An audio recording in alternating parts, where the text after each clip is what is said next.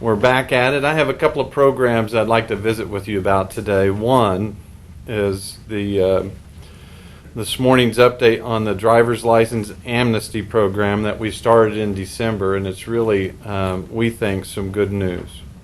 In this program, participants received amnesty from warrants and certain fees assessed by the court. From December 4th through December 30th, the community response was outstanding. Here are some of the key numbers. 945 people participated in the program. More than 1,500 outstanding traffic cases were addressed, and approximately 550 unserved warrants were cleared without arrest. In fact, many participants thanked the court for offering a program that focused on public safety and helped citizens and residents obtain driver's license. This program allowed municipal court to assist drivers who had their license suspended for failure to comply with traffic citations with getting their license reinstated. Participants received a second chance at complying with their traffic citation without the threat of arrest or additional fees being assessed. I want to thank our partners with the amnesty program that was offered through the state of Kansas, Sunflower Community Action, and Workforce Alliance. The amnesty program is an example of good that can happen when we work together on community issues. Dante Martin is here today, and when we finish, we will ask Dante to come up. He is the one that is instrumental in carrying out these kinds of programs, and certainly it was very successful. And so Dante will bring you up here in just a couple of minutes when we finish the rest of this press conference. The other thing that I want to address today is the National Citizen Survey that we are getting ready to unveil.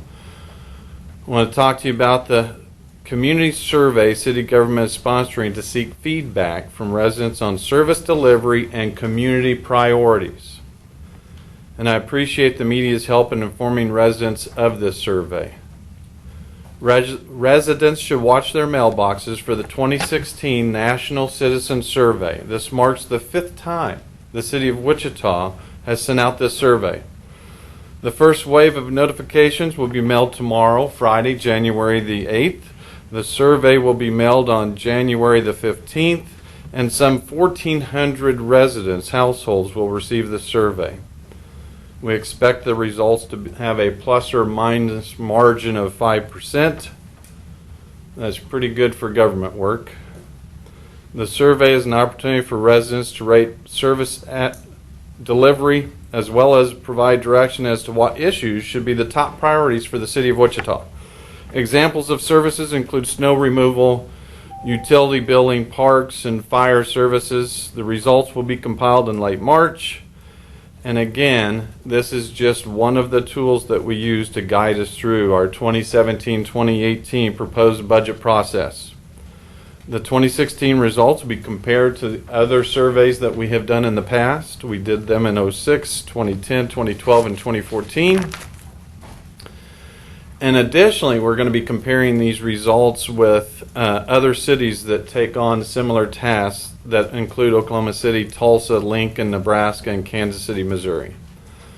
I want to add that the National Citizen Survey is a very efficient way to measure citizen opinion, but it is only one of the many ways that we, the City of Wichita, reach out to our residents for feedback. Some of the other examples include topical surveys, social media town halls, district advisory boards, city council meetings, city council workshops, and advisory boards. And as always, people are free to contact the city manager 24/7. They are not shy about contacting any of the council or the mayor on a wide variety of topics. We continue to encourage that. And again, we have with us the project manager, Elizabeth Goldtree here. Elizabeth, you might come up if there's any questions also. She's from finance, and she is heading up this year. Have you headed up all of the surveys? 3 of them. So our most experienced person for heading up surveys. We'll have her come up. The last thing I want to talk to you is some miscommunications that have been out in the news media, both in some reports last night and this morning. We have Victor White with our airport here. There was a news story that addressed some potentially new fees associated with vehicles that would be picking up patrons at the airport. That is an error.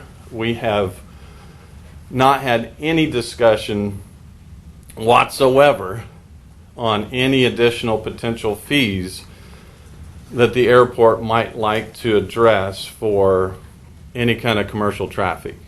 Now, we have installed some gates, if you've been out to the airport, to kind of help with some of those traffic issues, separating out commercial traffic from residential traffic, people just simply picking up their family members. But there has not been any discussion or agreement for a new fee. So when staff people jumped out there and shared that information, they obviously were in error. And Victor is here if that needs to be addressed and cleared up. So at that point in time, we will open up for questions. So if Dante or Elizabeth and Victor want to join me up here, we will open it up for questions. I don't know who wants to answer this, but we got a handout showing the increase in fees yesterday. Okay. That we used in the story. We'll let Victor address that. I'm not sure what handouts you're referring to. There's a sheet of paper that came along with that packet and it talked about where the increase was going to for 2016. Again, I'm not familiar with the particular sheet you're talking about. Got that, Larry? Yeah, your assistant. Brad Chris. Oh, okay. This was just a staff internal document that he's referring to that we presented to the commercial ground transportation providers back in the summer. We've had a number of meetings with the taxis, limos, buses, and shuttles and the hotels and those folks for the last several years leading up to this point. And there are several steps we had to go through to actually make this happen. One was to physically construct the separate commercial transportation lanes, and as the mayor said, install the gate arms and the control systems that provide the access to those lanes. And of course, the reason we do that is to provide a separate area for the commercial transportation providers so that frees up the curb for the public and the folks that are just dropping off and picking up passengers that are civilians. And so it gives 2 separate areas. This is the standard industry practice to do it that way. And so by having these controls, it gives us a way to make sure that the pickups by those commercial providers is in a different location. And so the idea was at some point in time, after the facility was constructed and after the gate arms were installed, we would go to the airport board and to the city council with a fee structure for the use of those commercial lanes. That has not happened yet. He kind of referred to it more on the kind of like a K-tag system. Exactly what it is. That's probably the second or third step in the process is we actually now have possession of the tags themselves that go on the windshields of the vehicles, and we'll be issuing those very shortly, and then go into a test mode to make sure that the system actually works properly. And then it allows us a period of time, perhaps a year, which is what I'm thinking makes sense, to go through and collect the data, find out how many trips each type of user actually has, and then based upon that data of usage, then we can go back to the council with a fee structure that makes sense. What kind of led to the story was we got a tip about I think it's the luxury, that they were ceasing operations the end of the month. And because of that. Yeah, that's the same story we heard. We have not had any communication with the luxury collection about this issue. We found out probably the same time you did via their website when they issued this on Monday or Tuesday. They said that there were several reasons that they were stopping the service, and the airport fee was only one of the multiple reasons that they issued. And I think he also said that all the commercial fleets would be affected by this if it went through. What would be just them? Well, eventually that would be the plan if the council adopts the policy, is that each type of user would be assessed a fee, and it would be based upon the size of the vehicle. It's the number of passengers in each size. So it's a taxi cab, civilian-sized vehicle, or it's a shuttle bus, or it's a full-size bus. So there's several different categories that are typical in the airport industry to break the fees down. So, Victor, what happened was someone in your office gave that information to us thinking it had already happened? No, I don't think he intended it to be presented as though it had happened. It was what he was going to propose to me to take to the board and council sometime later this year. So it was way premature. It was just an internal staff document. Okay, so there was communication I think it was a foul of it, between yeah. you guys and us. Okay. Yeah, exactly. It's our fault.